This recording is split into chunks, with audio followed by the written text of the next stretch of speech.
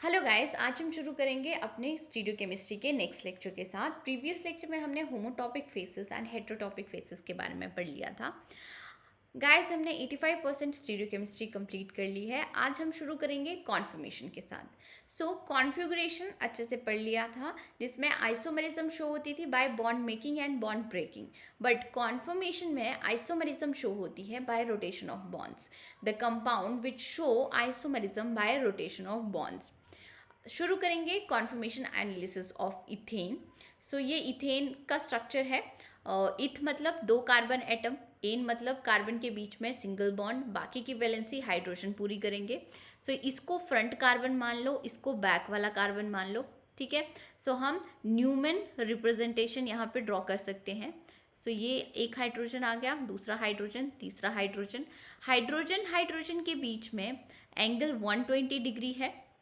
उसके बाद ये जो डॉट है दैट मीन्स ये फ्रंट कार्बन को रिप्रेजेंट कर रहा है, और सर्कल रिप्रेजेंट करेगा बैक वाले कार्बन को। यहाँ पे हमने सर्कल ड्रॉ कर लिया, ये रिप्रेजेंट कर रहा है बैक वाले कार्बन को। और यहाँ पे भी अब हाइड्रोजन हाइड्रोजन लगे हुए हैं। ठीक है। अब ये जो हाइड्रोजन हाइड्रोजन है, इनके बीच का ये जो डायहेड्रल एंगल है ये 0 डिग्री है। ये क्या है? 0 डिग्री है। दैट मीन्स इस कॉन्फर्मेशन को हम क्या बोलेंगे? एक्लिप्स कॉन्फर्मेशन बोलेंगे। ये कौन सी कॉन्फर्मेशन आ गई? एक्लिप्स कॉन्फर्मेशन आ गई। एक्लिप्स से स्टैगर्ड में हम कन्वर्ट कर सकते हैं बाय रोटेशन ऑफ बॉन्ड्स। आप क्या करो, मतलब ये आपके ऊपर डिपेंड करता है। एक कार्बन के सब्सटेंट की पोजीशन को फिक्स कर लो, दूसरे कार्बन की सब्सटेंट की पोजीशन को, मतलब दूसरे कार्बन को के जो सब्सटेंट है वहाँ पे रोटेशन दे दो। रोटेशन क्लॉकवाइज देनी है, एंटी क्लॉकवाइज देनी है, टोटली आपके ऊपर डिपेंड करता है। कितने एंगल की देनी है ये भी आपके ऊपर डिपेंड करता है। यहाँ पे अगर हम 60 डिग्री की रोटेशन देंगे और अगर क्लॉकवाइज रोटेशन देंगे तो हमें स्टैगर्ड कॉन्फर्मेशन मिल जाएगी। ठीक है। हम यहाँ पे मैंने ये ऑलरेडी ड्रॉ करके दे रखे हैं ताकि आपका टाइम थोड़ा सा सेव हो जाए। यहाँ पे हम 60 डिग्री की रोटेशन दे रहे हैं। 60 डिग्री की रोटेशन किसे दे रहे हैं? फ्रंट वाले कार्बन की जो भी सब्स्टिट्यूएंट है उनको फिक्स रख रहे हैं, बैक वाले कार्बन के सब्स्टिट्यूएंट को रोटेट कर रहे हैं आप। यहाँ पे 60 डिग्री की रोटेशन होगी तो ये वाला हाइड्रोजन यहाँ पे चला जाएगा, ये वाला हाइड्रोजन यहाँ पे आ जाएगा, एंड ये वाला हाइड्रोजन यहाँ पे आ गया। ठीक है। ये आ गया। अब यहाँ पे ये हाइड्रोजन हाइड्रोजन के बीच में जो एंगल है वो 60 डिग्री का आ गया। इस कॉन्फर्मेशन को हम स्टैगर्ड कॉन्फर्मेशन बोलते हैं। ये क्या आ गई आपके पास? स्टैगर्ड कॉन्फर्मेशन आ गई। ये अब एक्लिप्स कॉन्फर्मेशन है, एक्लिप्स कॉन्फर्मेशन है। और उसके बाद अगर फर्दर हम 60 डिग्री की रोटेशन दें, देखो फ्रंट वाले कार्बन को फिक्स रख रहे हैं, बैक साइड वाले ही हम रोटेशन दे रहे हैं, तो ये वाला हाइड्रोजन अब यहाँ पे चला जाएगा 60 डिग्री पे। अगेन हमें एक्लिप्स कॉन्फर्मेशन मिल जाएगी, एक्लिप्स कॉन्फर्मेशन मिल जाएगी। अब उसके बाद अगर हम एक और 60 डिग्री की रोटेशन दें तब आपको स्टैगर्ड कॉन्फर्मेशन मिल जाएगी। उसके बाद एक और 60 डिग्री की रोटेशन दे तब आपको एक्लिप्स कॉन्फर्मेशन मिल जाएगी। आप खुद ड्रॉ करके देख सकते हो।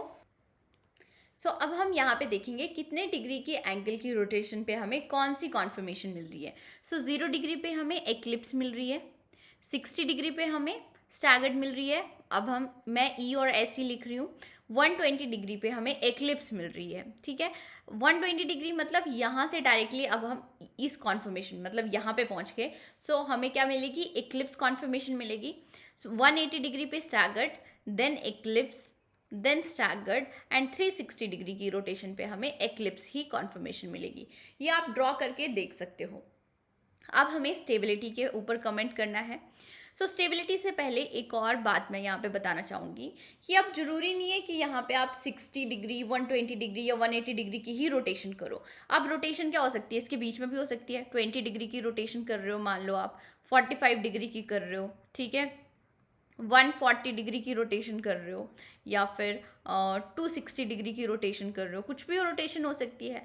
तो वहाँ पे कॉन्फर्मेशन क्या मिलेगी? उस कॉन्फर्मेशन को हम बोलते हैं स्क्यू कॉन्फर्मेशन। ये बात आपको याद रखनी है। यहाँ पे क्या मिलेगी? स्क्यू कॉन्फर्मेशन मिलेगी। ठीक है। अब हम स्टेबिलिटी ऑर्डर देखते हैं। स्टेबिलिटी किसकी ज़्यादा होगी? स्टैगर्ड कॉन्फर्मेशन की स्टेबिलिटी यहाँ पे ज़्यादा होगी। क्यों ज़्यादा होगी? क्योंकि देखो अब स्टैगर्ड कॉन्फर्मेशन में हाइड्रोजन और हाइड्रोजन के बीच में बॉन्ड एंगल ज़्यादा है, इनके बीच में डायहेड्रल एंगल ज़्यादा है, मींस रिपल्शन जो होगी वो लेस होगी, और अगर लेस रिपल्शन होगी तो स्टेबिलिटी ज़्यादा होगी, ठीक है। सो इसीलिए स्टैगर्ड कॉन्फर्मेशन ज़्यादा स्टेबल आपको मिलेगी। देन आपके पास क्यू की स्टेबिलिटी आती है। क्यों स्क्यू की स्टेबिलिटी आती है? क्योंकि एक्लिप्स में तो डायहेड्रल एंगल 0 डिग्री है, मींस यहाँ पे स्टीरिक हिंड्रेंस बहुत ज़्यादा है, बट स्क्यू में स्टिल कुछ ना कुछ एंगल तो होगा उनके बीच में, दैट मीन्स वहाँ पे रिपल्शन थोड़ी कम होगी, रिपल्शन कम होगी तो स्टेबिलिटी एक्लिप्स के कंपैरिजन में ज़्यादा होगी, तो इसीलिए उसके बाद स्क्यू आएगा कॉन्फर्मेशन, देन आपके पास एक्लिप्स कॉन्फर्मेशन आएगी। और अगर हम एनर्जी के ऑर्डर की बात करना चाहें तो हमें पता है एनर्जी और स्टेबिलिटी का इन्वर्स रिलेशनशिप होता है, जहाँ पे एनर्जी ज़्यादा होगी जहाँ पे स्टेबिलिटी ज़्यादा होगी उसकी एनर्जी सबसे कम होगी। एनर्जी लेवल डायग्राम के थ्रू अब हम देखते हैं, ठीक है। सो यहाँ पे मान लो कि एक्लिप्स की एनर्जी इतनी है, ठीक है। सो यहाँ पे अगर देखें तो 0 डिग्री पे हमें एक्लिप्स कॉन्फर्मेशन मिलती है, 60 डिग्री पे हमें स्टैगर्ड कॉन्फर्मेशन मिलती है, तो इसकी एनर्जी कम होगी। देन हमें एक्लिप्स मिलती है 120 डिग्री पे, 180 डिग्री पे स्टैगर्ड मिलती है, 240 डिग्री पे एक्लिप्स मिलती है, फिर हमें 300 पे स्टैगर्ड मिल रही है, और ये हमें एक्लिप्स मिल रही है। एक्लिप्स की कॉन्फर्मेशन की एनर्जी ज़्यादा होगी, ठीक है, और स्टैगर्ड कॉन्फर्मेशन की एनर्जी कम होगी। सो अब हम इनको ज्वाइन कर देते हैं, यहाँ पे ये आ गया, ये, देन आपके पास ये आ जाएगा, ये आ जाएगा, ठीक है। ये ग्राफ आ गया आपके पास, यहाँ पे एक्लिप्स होगा, एक्लिप्स कॉन्फर्मेशन, यहाँ पे आपके पास स्टैगर्ड कॉन्फर्मेशन आएगी, और इनके बीच में आएगी आपके पास क्यू कॉन्फर्मेशन, ठीक है। अब यहाँ पे ये जो बीच वाला स्पेस आ गया, यहाँ पे आएगी स्क्यू कॉन्फर्मेशन। ये हमने इथेन की कॉन्फर्मेशन के बारे में पढ़ लिया। अब नेक्स्ट टॉपिक आता है conformation analysis of butane. Butane की कॉन्फर्मेशन एनालिसिस करनी है, तो अगेन आप क्या करोगे, यहाँ पे ए कार्बन को फ्रंट कार्बन मान लो, ठीक है। हम बीच वाले कार्बन को ही फ्रंट कार्बन मानेंगे और इसको बैक वाला कार्बन मान लो। सो यहाँ पे अगर हम देखें, फ्रंट वाले कार्बन को ड्रॉ कर दिया हमने, डॉट से रिप्रेजेंट कर दिया। अब यहाँ पे एक सब्स्टिट्यूएंट हाइड्रोजन है, दूसरा सब्स्टिट्यूएंट भी हाइड्रोजन है, पर तीसरा सब्स्टिट्यूएंट आपको मिथाइल मिल रहा है, तो हमने यहाँ पे मिथाइल लिख दिया, ठीक है। अब नेक्स्ट बैक वाले कार्बन को सर्कल से रिप्रेजेंट करेंगे, सो ये हमने सर्कल से रिप्रेजेंट कर दिया बैक कार्बन को। अब यहाँ पे भी आपको देखो एक हाइड्रोजन मिल रहा है, एक सब्स्टिट्यूएंट, वो हमने हाइड्रोजन लिख लिया, दूसरा सब्स्टिट्यूएंट भी हाइड्रोजन है, और तीसरा सब्स्टिट्यूएंट आपके पास मिथाइल ग्रुप है, ठीक है। मींस मिथाइल मिथाइल को एक्लिप्स कर रहा है, हाइड्रोजन हाइड्रोजन को, और ये वाला हाइड्रोजन हाइड्रोजन को। अगर हम ये हमने न्यूमैन रिप्रेजेंटेशन यहाँ पे ड्रॉ कर दी, हम यहाँ पे सोहर्स रिप्रेजेंटेशन भी लिख सकते हैं। सो सोहर्स रिप्रेजेंटेशन में क्या होगा, एक्लिप्स कॉन्फर्मेशन की लिखनी है, दैट मीन्स दोनों वाई या तो इन्वर्टेड चाहिए या फिर इरेक्ट चाहिए। सो ये हमने रिप्रेजेंटेशन लिख दी, ये आ गया, ठीक है।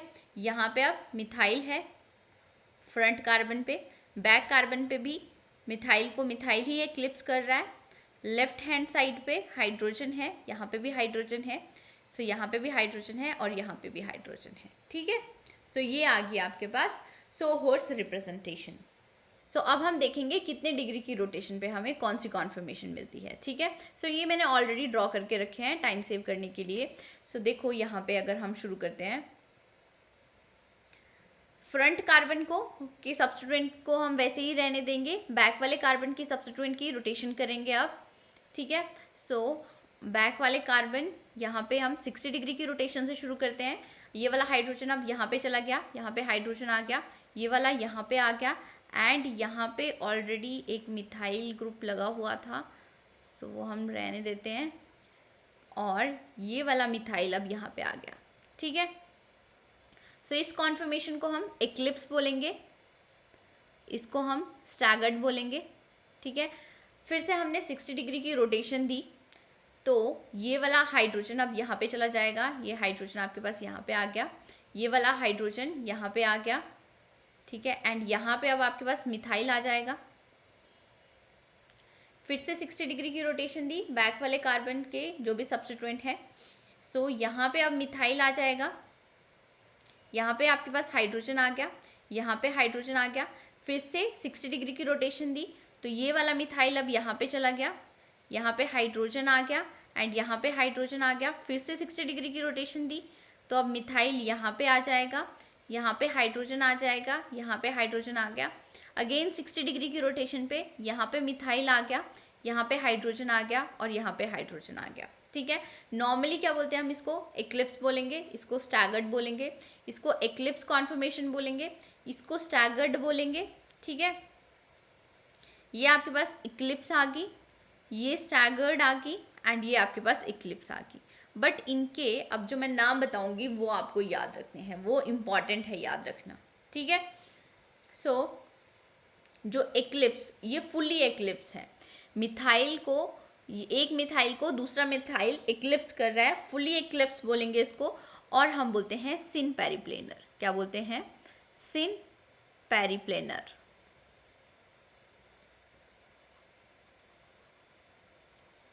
जहां पे मिथाइल और मिथाइल के बीच में 60 डिग्री का एंगल होगा उसको हम बोल देंगे गाउचे। ये याद रखना है आपको, क्योंकि ये नाम लेके आपसे कुछ क्वेश्चन पूछा जा सकता है। उसके बाद अब यहाँ पे ये भी एक्लिप्स कॉन्फर्मेशन है, बट मिथाइल को मिथाइल एक्लिप्स नहीं कर रहा है यहाँ पे, सो इसको हम बोलते हैं एंटी क्लीनाल। ये क्या है, एंटी क्लीनाल।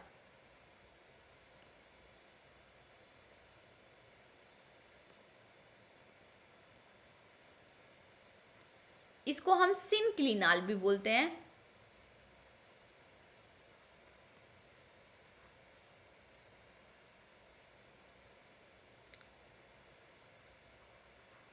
ठीक है। ये थोड़ा सा इरेज करके अच्छे से लिखती हूँ, ये आ गया सिन क्लीनाल, ये सी है। देन ये आता है आपके पास, यहाँ पे मिथाइल और मिथाइल 180 डिग्री पे है, एंटी पेरिप्लेनर। इसको क्या बोलते हैं हम, एंटी पेरिप्लेनर।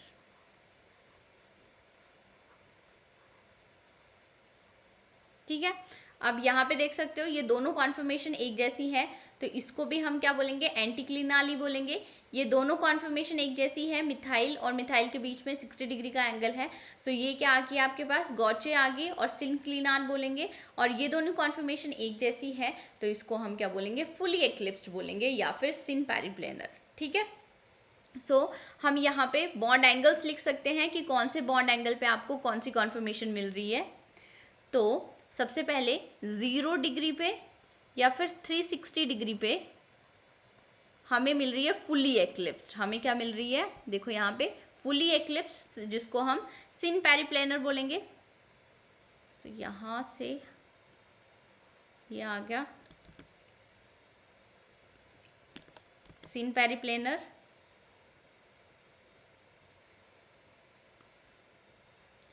ठीक है। और उसके बाद अगर हम देखें सो 60 डिग्री पे और 300 डिग्री पे हमें गौचे मिल रही है, या फिर सिन क्लीनाल मिल रही है। तो अब यहाँ पे आप गौचे लिख दो। देन आपको 120 डिग्री पे और 240 डिग्री पे एंटी क्लीनाल मिल रही है। यहाँ पे हमने क्या लिख दिया, एंटी क्लीनाल।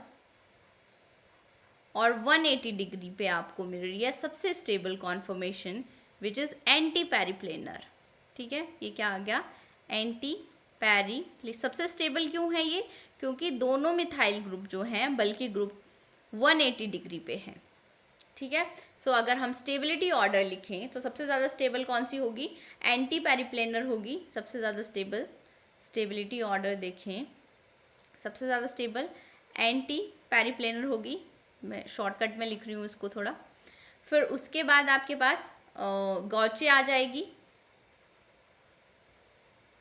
गौचे को अब क्या बोलते हैं हम, सिन क्लीनाल भी बोलते हैं। उसके बाद आपके पास आ जाएगी एंटी क्लीनाल। उसके बाद फुली एक्लिप्स जिसको सिन पेरिप्लेनर बोलते हैं। ठीक है, ये आ गया आपके पास स्टेबिलिटी का ऑर्डर।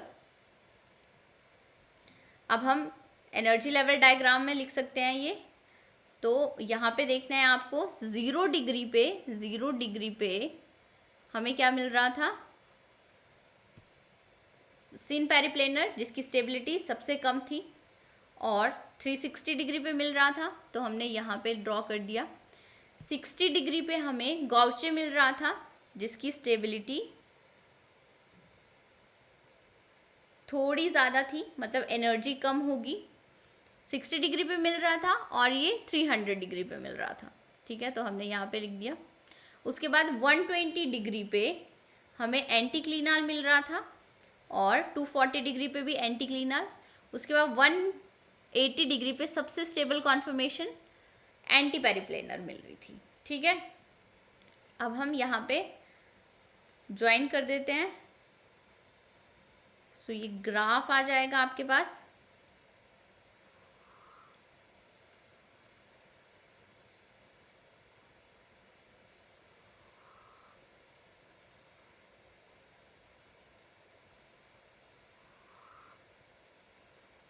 ये आ गया आपके पास फुली एक्लिप्स्ड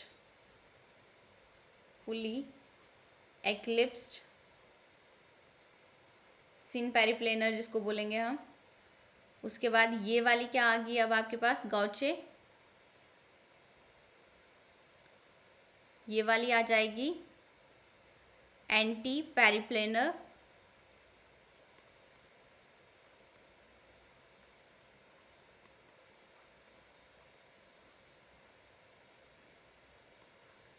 ये भी आपके पास गौचे है, सिन क्लीनाल भी बोलेंगे इसको। ये एंटी क्लीनाल आएगी एंड यहाँ पे भी आपके पास एंटी क्लीनाल आएगी। ठीक है, और यहाँ पे आपके पास फुली एक्लिप्स्ड। सो ये आ गया आपके पास एनर्जी का ऑर्डर। ठीक है, सो अब हम स्टेबिलिटी ऑर्डर लिखते हैं इस एनर्जी लेवल डायग्राम की हेल्प से। जिसकी एनर्जी सबसे कम होगी उसकी स्टेबिलिटी सबसे ज़्यादा होगी। एंटी पेरिप्लेनर की स्टेबिलिटी सबसे ज़्यादा होगी, देन गाउचे जिसको हम सिन क्लीनाल भी बोलते हैं, देन एंटी क्लीनाल आ गया आपके पास। फुली एक्लिप्स्ड की एनर्जी सबसे ज़्यादा है तो उसकी स्टेबिलिटी सबसे कम होगी, जिसको हम सिन पेरिप्लेनर भी बोलते हैं। अब नेक्स्ट टॉपिक जो आ रहा है वो बहुत इंपॉर्टेंट है, कॉन्फर्मेशन एनालिसिस करेंगे हम अनसैचुरेटेड असाइक्लिक कंपाउंड्स की। ठीक है, तो ये आ गया अनसैचुरेटेड, मींस डबल बॉन्ड या ट्रिपल बॉन्ड प्रेजेंट हो। असाइक्लिक कंपाउंड आ गया। अब बेसिकली यहाँ से क्वेश्चन कैसे पूछे जाते हैं कि दो स्ट्रक्चर दिए होंगे, न्यूमन रिप्रेजेंटेशन में दिया होगा या फिर सोहर्स रिप्रेजेंटेशन में दिया होगा। आपको बताना है कि कौन सा स्टेबल होगा। ठीक है, सबसे पहले हम न्यूमन प्रोजेक्शन में देखते हैं, इसको रिप्रेजेंट कैसे करेंगे वो देखते हैं। इसको आप फ्रंट कार्बन मान लो, इसको बैक कार्बन मान लो। यहाँ से व्यू कर रहे हो, फ्रंट कार्बन के साथ सब्स्टिट्यूएंट कौन कौन से लगे हुए हैं, CH2 लगा हुआ है। हमने यहाँ पे CH2 लग गया डबल बॉन्ड के साथ। यहाँ पे आपके पास हाइड्रोजन आ गया। अब बैक वाले कार्बन को सर्कल से रिप्रेजेंट करते हैं, हमने सर्कल से रिप्रेजेंट कर दिया। ठीक है, एक हाइड्रोजन लगा हुआ है, यहाँ पे हमने हाइड्रोजन लगा दिया। अब हाइड्रोजन जो होंगे 120 डिग्री का एंगल आ गया इनके बीच में। ठीक है, एक स्ट्रक्चर आपके पास कुछ ऐसा दिया होगा। नेक्स्ट स्ट्रक्चर में क्या किया हमने, बैक वाला जो कार्बन है उसमें 180 डिग्री की रोटेशन दे दी। ठीक है, फ्रंट वाले कार्बन की सब्स्टिट्यूएंट तो वैसे ही रहेंगे, उसमें तो कोई चेंज नहीं आएगा। यहाँ पे इनकी पोजीशन हमने फिक्स रखी है। यहाँ पे CH2 आ गया, यहाँ पे हाइड्रोजन आ गया।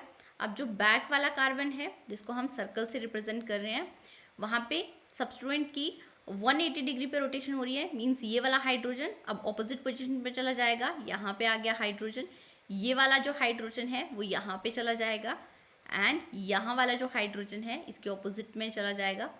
ये स्ट्रक्चर आ गया। अब बेसिकली आपसे क्वेश्चन पूछा जाता है कि ये स्ट्रक्चर दिया होगा, ये स्ट्रक्चर दिया होगा, कौन ज़्यादा स्टेबल है। ठीक है, हमें क्या बताना है यहाँ पे, इन दोनों में से स्टेबिलिटी ऑर्डर बताना है। बेसिकली स्टेबिलिटी ऑर्डर कैसे देखेंगे, इसको और हम कैसे रिप्रेजेंट कर सकते हैं। अगर आपने मॉडल देखा हो, इथीन का मॉडल देखा हो, तो डबल बॉन्ड को ऐसे रिप्रेजेंट करते हैं, ठीक है, यहाँ पे कार्बन होगा, यहाँ पे कार्बन होगा, ठीक है। सो डबल बॉन्ड कुछ ऐसा होता है, वैसे ही हम लिखेंगे यहाँ पे भी। यहाँ पे आप डबल बॉन्ड लिख लो, ये आ गया, इसको थोड़ा सा अच्छे से लिखती हूँ। सो ये कुछ ऐसा आ जाएगा, यहाँ पे CH2 आ गया, ठीक है। अब ये यहाँ पे पहले हाइड्रोजन लिख लो। अब बैक वाला कार्बन लिखते हैं। ये जो मैं ऊपर वाला है स्ट्रक्चर, इसी को रिप्रेजेंट कर रही हूँ। अब बैक वाले कार्बन में यहाँ पे जो हाइड्रोजन था, ये वाला हाइड्रोजन यहाँ पे बैठा है, डबल बॉन्ड की कैविटी में बैठा है, ठीक है। ये देखोगे आप, यहाँ पे बाकी 2 हाइड्रोजन आ गए, यहाँ पे 2 हाइड्रोजन आ गए, ठीक है। अब इस स्ट्रक्चर में CH2 को एक्लिप्स कौन कर रहा था, हाइड्रोजन कर रहा था, बट ये हाइड्रोजन अब कैविटी में बैठ गया है। अब वैसे ही हम इस स्ट्रक्चर को भी ड्रॉ करते हैं, ठीक है। यहाँ पे डबल बॉन्ड वैसे ही रहेगा, ये डबल बॉन्ड आ गया, CH2 लिख दिया। यहाँ पे अब हाइड्रोजन आ गया, बैक कार्बन लिखो। सो ये आपके पास बैक कार्बन आ गया। अब यहाँ पे एक हाइड्रोजन है, दूसरा हाइड्रोजन यहाँ पे है, और तीसरा हाइड्रोजन यहाँ पे है बैक वाले कार्बन का। अब ये वाला हाइड्रोजन इस हाइड्रोजन को एक्लिप्स कर रहा है। यहाँ पे हाइड्रोजन कैविटी में नहीं बैठा हुआ है, यहाँ पे हाइड्रोजन कैविटी में होने की वजह से स्ट्रेन कम है। स्ट्रेन कम है, दैट मीन्स इसकी स्टेबिलिटी ज़्यादा होगी, ठीक है। सो ये वाला स्ट्रक्चर ज़्यादा स्टेबल होगा। किसकी वजह से ज़्यादा स्टेबल है, क्योंकि डबल बॉन्ड की कैविटी में हाइड्रोजन है, और यहाँ पे हाइड्रोजन हाइड्रोजन की वजह से जो एक दूसरे को एक्लिप्स कर रहे हैं, उसकी वजह से स्टेबिलिटी डिक्रीज हो रही है। सो आपको अनसैचुरेटेड असाइक्लिक कंपाउंड में यही देखना है कि अगर कोई ग्रुप कैविटी में प्रेजेंट होगा सो वो ज़्यादा स्टेबल होगा, ठीक है। नेक्स्ट एग्जाम्पल देख लेते हैं। अब कार्बोनिल का एग्जाम्पल ले लेते हैं, सेम वैसा ही आएगा। देखो, अब यहाँ पे इसको फ्रंट कार्बन मान लो, ये हमने मान लिया फ्रंट कार्बन। अब यहाँ पे मैं डबल बॉन्ड है इस कार्बन के साथ, यहाँ पे हमने डबल बॉन्ड ऑक्सीजन लिख लिया, और यहाँ पे हाइड्रोजन लगा हुआ है, हाइड्रोजन ड्रॉ कर दिया। अब बैक वाला कार्बन सर्कल आ गया, ठीक है। एक बार क्या किया, हाइड्रोजन यहाँ पे है, हाइड्रोजन यहाँ पे है, और हाइड्रोजन यहाँ पे है, ठीक है। दूसरे स्ट्रक्चर में क्या हो सकता है, अब 180 डिग्री की रोटेशन हो सकती है। अब यहाँ पे ऑक्सीजन आ गया आपके पास, यहाँ पे तो हाइड्रोजन है ही, बैक कार्बन, और यहाँ पे हमने हाइड्रोजन हाइड्रोजन और हाइड्रोजन रखा हुआ है, ये रख दिया, ये रख दिया, ये रख दिया, ठीक है। अब यहाँ पे CO एक्लिप्स कर रहा है हाइड्रोजन को, ठीक है, और यहाँ पे हाइड्रोजन हाइड्रोजन को एक्लिप्स कर रहा है।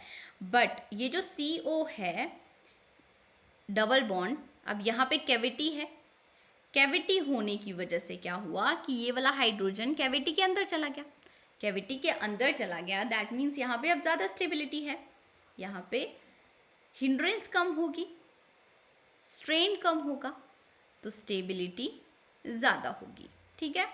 अब आपको जो क्वेश्चन दिया होगा वहाँ पे डबल बॉन्ड ऐसे रिप्रेजेंट नहीं होगा, आपको बेसिकली क्वेश्चन कुछ ऐसा ही दिया होगा, ऐसे रिप्रेजेंटेशन दी हुई होगी, स्टेबिलिटी देखनी है। अब नेक्स्ट आपके पास ये मॉलिक्यूल दिया हुआ है, 2 कॉन्फर्मेशंस दी हुई हैं, आपको बताना है कि कौन सी कॉन्फर्मेशन ज़्यादा स्टेबल होगी, कौन सा स्ट्रक्चर जो है वो ज़्यादा स्टेबल है, ठीक है।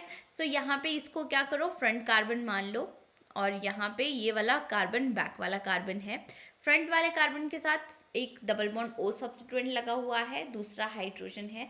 बैक वाले कार्बन के साथ एक मिथाइल है, 2 हाइड्रोजन है, ठीक है। ये 2 कॉन्फर्मेशन दी हुई है, स्टेबिलिटी बतानी है हमें। अगर आपको कैविटी वाला कॉन्सेप्ट नहीं पता है तो आप क्या करोगे कि अब यहाँ पे देखोगे डायरेक्टली CO को कौन एक्लिप्स कर रहा है, मिथाइल एक्लिप्स कर रहा है, और यहाँ पे CO को हाइड्रोजन में एक्लिप्स कर रहा है। दैट मीन्स यहाँ पे स्टीरिक हिंड्रेंस ज़्यादा होगी, तो इसकी स्टेबिलिटी कम होगी। बट एक्चुअल में क्या होता है, ये जो मिथाइल ग्रुप है ये डबल बॉन्ड की कैविटी में प्रेजेंट है। अगर ये डबल बॉन्ड की कैविटी में प्रेजेंट है तो आप ओवरऑल देखो यहाँ पे सारे सब्स्टिट्यूएंट में अगर स्ट्रेन देखोगे, स्टीरिक स्ट्रेन देखोगे, हिंड्रेंस देखोगे तो कम हो जाएगी, ठीक है, इसके कंपैरेटिवली, क्योंकि यहाँ पे हाइड्रोजन जो है वो कैविटी में प्रेजेंट होगा, बट यहाँ पे बड़ा वाला ग्रुप जो है वो बाहर प्रेजेंट है, जिसकी वजह से ज़्यादा स्टीरिक हिंड्रेंस होगी और यहाँ पे स्टेबिलिटी डिक्रीज होगी। तो ये वाला कंपाउंड ज़्यादा स्टेबल होगा, ये वाला कंपाउंड ज़्यादा स्टेबल होगा। तो आपको क्या देखना है कि अगर कैविटी में कौन सा ग्रुप प्रेजेंट है। अगर कैविटी में बल्की ग्रुप प्रेजेंट है, बल्की ग्रुप कैविटी में प्रेजेंट है, सो वहाँ पे स्टेबिलिटी ज़्यादा होगी, ठीक है। अब नेक्स्ट आपके पास ये मॉलिक्यूल दिया हुआ है। अगेन यहाँ पे आपको दो कॉन्फर्मेशन दी हुई है। सो ये फ्रंट कार्बन है, ठीक है, और ये बैक वाला कार्बन है। अब फ्रंट कार्बन के साथ एक double bond O group attach है, दूसरा मिथाइल है, ये हमने लिख दिया।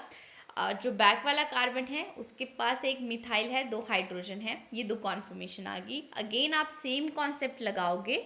सो यहाँ पे ये देखो bulky group CH3 methyl group cavity में प्रेजेंट होगा, यहाँ पे हाइड्रोजन ग्रुप कैविटी में प्रेजेंट होगा। सो अगर बल्की ग्रुप कैविटी में प्रेजेंट है तो उसकी स्टेबिलिटी ज़्यादा होगी, ठीक है, स्टेबिलिटी ज़्यादा होगी। अब नेक्स्ट क्वेश्चन, ये वाला क्वेश्चन किसी एग्जाम में आया हुआ है। सो आपको यहाँ पे देखो वेज डैश कॉन्फर्मेशन दी हुई है, रिप्रेजेंटेशन दी हुई है, आपको बताना है कि स्टेबल कौन सी फॉर्म है यहाँ पे। तो अगर आपके पास वेज डैश दी हुई हो या सोहोस दी हुई है, सबसे पहले आप क्या करो, न्यूमन प्रोजेक्शन में उसको रिप्रेजेंट कर लो। सो इसको अगर हम फ्रंट कार्बन मांगते हैं, इसको क्या कर रहे हैं, फ्रंट कार्बन मान रहे हैं। सो यहाँ पे क्या आ जाएगा, डबल बॉन्ड आ जाएगा, और यहाँ पे मिथाइल ग्रुप है, CH3 हमने लिख दिया। उसके बाद हम बैक वाला कार्बन देखेंगे। अब बैक वाले कार्बन में यहाँ पे अब देखो ये वाला ग्रुप और ये वाला ग्रुप प्लेन में है, ठीक है। सो यहाँ पे जो CO ग्रुप है उसको कौन एक्लिप्स कर रहा है, मिथाइल एक्लिप्स कर रहा है। यहाँ पे आप देखो इसके पैरेलल आपको क्या मिल रहा है, CO, मीन्स ये दोनों ग्रुप जो है एक्लिप्सिंग टू ईच अदर है। सो इसीलिए हमने यहाँ पे क्या लिख दिया, एक मिथाइल लिख दिया, ठीक है। बाकी हाइड्रोजन है, सो आपके पास आ जाएगा एक हाइड्रोजन यहाँ पे आ गया, दूसरा हाइड्रोजन ऐसे आ गया, ठीक है। अगर आपको डायरेक्टली लिखने नहीं आ रहा है, आप क्या करो, फिशर रिप्रेजेंटेशन में इसको कन्वर्ट करो, फिर उसके बाद न्यूमन रिप्रेजेंटेशन में इजीली लिख सकते हो। लाइकवाइज हम यहाँ पे भी देखेंगे बी स्ट्रक्चर भी।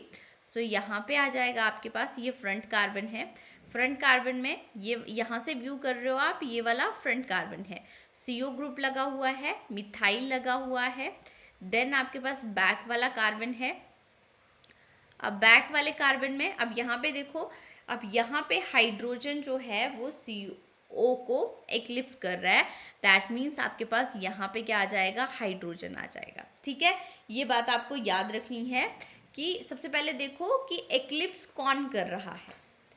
सो ये वाला हाइड्रोजन जो है CO ग्रुप को एक्लिप्स कर रहा है। उसके बाद हमें यहाँ पे देखना है। सो ये कौन सी वाली साइड आएगा, ये आपको तब पता लगेगा जब आप इसको फिशर रिप्रेजेंटेशन में कन्वर्ट करोगे, ठीक है। सो यहाँ पे आ गया आपके पास CH3 ग्रुप और यहाँ पे आ गया हाइड्रोजन, ये रिप्रेजेंटेशन होगी। अब हमें यहाँ पे स्टेबिलिटी देखनी है। सो स्टेबिलिटी यहाँ पे आप देख सकते हो, मिथाइल जो है वो CO की कैविटी में प्रेजेंट होगा, ये डबल बॉन्ड की कैविटी में प्रेजेंट होगा, और यहाँ पे हाइड्रोजन कैविटी में प्रेजेंट है। दैट मीन्स यहाँ पे स्टेबिलिटी ये वाला जो है A कंपाउंड जो होगा वो ज़्यादा स्टेबल होगा, मोर स्टेबल होगा, ठीक है। सो यहाँ पे क्वेश्चन आपसे स्टेटमेंट फॉर्म में भी पूछा जा सकता है। स्टेटमेंट आपको ये दी हुई होंगी कुछ, एक तो वही कि स्टेबल कौन है, A कंपाउंड ज़्यादा स्टेबल है या B कंपाउंड ज़्यादा स्टेबल है। सो आपको करेक्ट स्टेटमेंट यहाँ पे चूज़ करनी है। Compound A is more stable, ठीक है, हमने ये पता कर लिया है, तो दैट मीन्स ये वाली स्टेटमेंट जो है वो करेक्ट आ गई, ये वाली स्टेटमेंट आपके पास करेक्ट आ गई। In compound A both methyl are anti to each other, ठीक है, सो आपको यहाँ पे पता लग गया ये वाला मिथाइल और ये वाला मिथाइल एंटी है एक दूसरे के, सो दैट मीन्स ये भी क्या आ गई, करेक्ट स्टेटमेंट आ गई। In compound B both methyl are gauche to each other, gauche मतलब कि इन दोनों के बीच में 60 डिग्री का एंगल होना चाहिए, सो दो मिथाइल के बीच में 60 डिग्री का एंगल है, that means they are gauche to each other, that means ये वाली स्टेटमेंट भी आपके पास करेक्ट आ रही है। अब नेक्स्ट आपके पास ये क्वेश्चन दिया हुआ है, यहाँ पे भी हमें 1,2 इथेन डायोल की स्टेबिलिटी का ऑर्डर बताना है, कौन ज़्यादा स्टेबल होगा, दो कॉन्फर्मेशन दी हुई है, ठीक है। अब यहाँ पे देखो पॉइंट ऑफ डिफरेंस क्या है, सबसे पहले क्वेश्चन जब भी सॉल्व करना है पॉइंट ऑफ डिफरेंस देखो। सो यहाँ पे आ गया OH और OH जो है यहाँ पे आपको एक साथ दिख रहे हैं और यहाँ पे एंटी पोजीशन पे देख रहे हैं, और जहाँ पे आप सबसे पहले देखो कि कहीं पे हाइड्रोजन बॉन्डिंग तो नहीं हो रही है, अगर हाइड्रोजन बॉन्डिंग होने के चांसेस हैं दैट मीन्स वहाँ पे स्टेबिलिटी ज़्यादा होगी। अब ये वाला हाइड्रोजन हेटेरो एटम के साथ अटैच है और यहाँ पे अब इस हाइड्रोजन और इस ऑक्सीजन के बीच में हाइड्रोजन बॉन्डिंग हो सकती है, ठीक है, और अगर आप इस कॉन्फर्मेशन में देखो तो हाइड्रोजन बॉन्डिंग आपको नहीं मिलेगी, सो यहाँ पे हाइड्रोजन बॉन्डिंग की वजह से इसकी स्टेबिलिटी इंक्रीज हो रही है, ठीक है, इस वाले कंपाउंड की क्या होगी, स्टेबिलिटी ज़्यादा होगी, मोर होगी। सो अब अगर आप ये वाला एग्जाम्पल देखो, यहाँ पे क्या है, हमने X कोई लिया हुआ है, सब्स्टिट्यूएंट है, X में कोई भी हेटेरो एटम हो सकता है या फिर कोई भी सब्स्टिट्यूएंट प्रेजेंट हो सकता है, जैसे NH2 हो सकता है, फ्लोरीन हो सकता है, chlorine, bromine, iodine, OH, OR, ठीक है। अगर ये यहाँ पे आपको मिल रहा है और यहाँ पे हाइड्रोजन बॉन्डिंग होने के चांसेस हैं, ठीक है। अब अगर यहाँ पे अगर हम देखें अगर हाइड्रोजन बॉन्डिंग कहीं हो रही है तो स्टेबिलिटी इसकी इंक्रीज होगी, यहाँ पे हाइड्रोजन बॉन्डिंग होने के चांसेस नहीं है, दैट मीन्स इसकी स्टेबिलिटी डिक्रीज होगी, ठीक है। आपको मेन क्या देखना है, आपको ये देखना है कि स्टेबिलिटी हाइड्रोजन बॉन्डिंग से इंक्रीज होगी, दैट्स इट, ओके। नेक्स्ट अब क्या है, अगर आपके पास यहाँ पे दो हैलोजन है, हैलोजन क्या किसकी बात कर रहे हैं, फ्लोरीन की बात नहीं कर रहे हैं, क्लोरीन, ब्रोमीन एंड आयोडीन की बात कर रहे हैं। अगर दोनों हैलोजन्स एक साथ हैं, देखो क्लोरीन, ब्रोमीन और आयोडीन की बात करें सो इनका जो रेडियस होता है, वैन डर वाल्स रेडियाई की बात करें तो ये ज़्यादा होगा। अगर ये इनका साइज़ ज़्यादा होता है तो यहाँ पे क्या होगी, रिपल्शन आ जाएगी, और अगर रिपल्शन होगी तो वहाँ पे स्टेबिलिटी डिक्रीज हो जाएगी, ठीक है। सो अगर ये एंटी पोजीशन पे हैं दैट मीन्स यहाँ पे स्टेबिलिटी क्या होगी, ज़्यादा होगी, ये वाला ज़्यादा स्टेबल होगा। बट आपको बस किसके केस में देखना है, हैलोजन में फ्लोरीन वाला केस नहीं देखोगे क्योंकि फ्लोरीन का साइज छोटा होता है, तो इसीलिए वहाँ पे स्टेरिक हिंड्रेंस, यहाँ पे स्टेरिक हिंड्रेंस होने के चांसेस नहीं होते हैं, ठीक है। अगर क्लोरीन, ब्रोमीन और आयोडीन का केस है तो अगर ये दोनों आपको ऐसे पोजीशन में मिल रहे हैं दैट मीन्स अगर 60 डिग्री की पोजीशन पे है, 60 डिग्री के एंगल पे है तो वहाँ पे स्टेबिलिटी लेस होगी, और अगर ये दोनों 180 डिग्री के एंगल पे हैं तो वहाँ पे स्टेबिलिटी ज़्यादा होगी। अगर ये दोनों सब्स्टिट्यूएंट एंटी है एक दूसरे के तो वहाँ पे स्टेबिलिटी ज़्यादा होगी। बट अगर फ्लोरीन का केस आता है, अगर फ्लोरीन का केस आता है तो फ्लोरीन के केस में ये वाला कंपाउंड जो होगा वो ज़्यादा स्टेबल होगा, बस ये बात आपको याद रखनी है। अब नेक्स्ट आपके पास ये दो स्ट्रक्चर्स दिए हुए हैं, देखो इन दो स्ट्रक्चर्स के ऊपर बहुत सारे क्वेश्चंस बन सकते हैं। आपने प्रीवियस लेक्चर्स में जितना भी पढ़ा है वो आप यहाँ पे इजीली रिवाइज कर सकते हो। पहला क्या, कन्वर्शन, कि ये आपके पास न्यूमन प्रोजेक्शन दी हुई है, इसको कन्वर्ट करके बताओ, फिशर में कन्वर्ट करके दिखाओ या फिर सो होर्स में कन्वर्ट करके दिखाओ, ठीक है, या फिर वेज डैश फॉर्म में कन्वर्ट करके दिखाओ। फर्स्ट ये पूछा जा सकता है। दूसरा क्वेश्चन ऑप्टिकल एक्टिविटी के ऊपर पूछा जा सकता है कि कौन सा कंपाउंड ऑप्टिकली एक्टिव है और कौन सा नहीं है। तो तीसरा क्वेश्चन, इन दोनों कंपाउंड के बीच में रिलेशन क्या है, कि ये होमोमर्स हैं, इनेंशियोमर्स हैं या फिर डायस्टीरियोमर्स हैं, ये पूछा जा सकता है। चौथा, स्टेबिलिटी के ऊपर क्वेश्चन पूछा जा सकता है। ठीक है। पांचवा ये पूछा जा सकता है कि ये मेसो कंपाउंड है या नहीं है। डायपोल मूवमेंट के ऊपर क्वेश्चन पूछा जा सकता है। सो ये हम सब कुछ पढ़ चुके हैं। अगर हम यहाँ पे, अगर आपको ऑप्टिकली एक्टिविटी के बारे में देखना है, ऑप्टिकली एक्टिविटी के बारे में कैसे चेक करोगे? सबसे पहले इसको आप फिशर रिप्रेजेंटेशन में कन्वर्ट करो। फिशर रिप्रेजेंटेशन, आपको ये बात याद रखनी है, एक्लिप्स फॉर्म में पहले ये स्टैगर्ड कॉन्फर्मेशन दी हुई है, स्टैगर्ड को एक्लिप्स कॉन्फर्मेशन में कन्वर्ट करना होगा, देन आप फिशर रिप्रेजेंटेशन में इजीली कन्वर्ट कर सकते हो। अगर आपके पास मिजो कंपाउंड आ रहा है तो मिजो कंपाउंड क्या होगा? ऑप्टिकली इनएक्टिव होगा। ठीक है, वो पता चल जाएगा। उसके बाद आपको रिलेशनशिप बताना है कि इनेंशियोमर्स हैं, डायस्टीरियोमर्स हैं या फिर होमोमर्स हैं। तो सबसे पहले आपको देखना है कि यहाँ पे पॉइंट ऑफ डिफरेंस क्या है दोनों में।